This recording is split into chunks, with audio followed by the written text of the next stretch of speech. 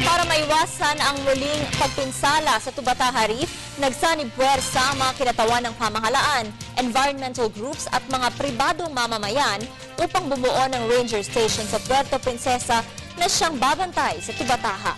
Para sa detalye, balitaan mo kami, Jackie Sa. Pinapangalagaan ng pamahalaan ang natural na yamang taglay ng Pilipinas, kung kaya't nagkaisa ang local government units, environmental groups at pribadong sektor upang magbukas ng bagong ranger station sa Tubataha Reef na matatagpuan sa Puerto Princesa, Palawan. Nilalayo ng Tubataha Management Office kasama ang Worldwide Fund for Nature o WWF Philippines, Philippine Navy, Philippine Coast Guard at Local Government of Cagayan Silio na mabantayan mabuti at mapag-ingatan ang kalikasan ng ating bansa. Ayon sa WWF Philippines consultant Dylan James Melgazo, pangalagaan ng mga ranger station ang Tubataha Reef upang maiwasan ang mga bagong kakaharaping panganib.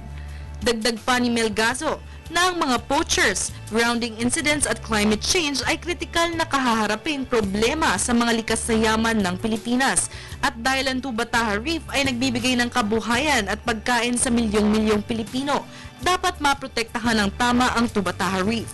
Kaya naman ilang pribadong sektor sa bansa ang magdodonate upang mabigyan ng sapat na pondo ang paglalagay ng ranger station na ito.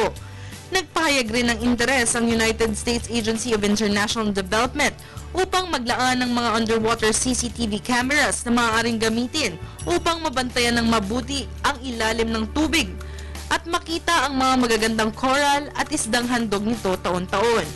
Kasabay nito ang pagbibigay ng UNESCO ng mga equipment na kinakailangan upang matuloy ang proyektong ito.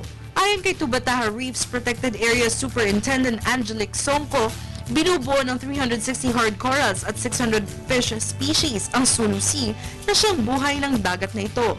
Nakakalungkot isipin na sa paglipas ng panahon, mula sa dinanas na kalamidad hanggang sa digmaan na pagdaanan ng Tubataha Reef, 6,247 square meters na ng lugar ang napinsala at nasira.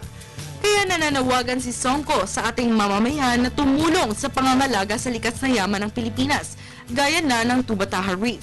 Inaasahan na sa pamamagitan ng bagong bubuksan na ranger station ay mababantayang mabuti ang mahigit 70,000 hektaryang karagatan ng Tubataha Reef, kung saan ipagdiriwang ang ika-25 anibersaryo nito sa ika-11 ng Agosto. Para sa Telebisyon ng Bayan, Jackie Say.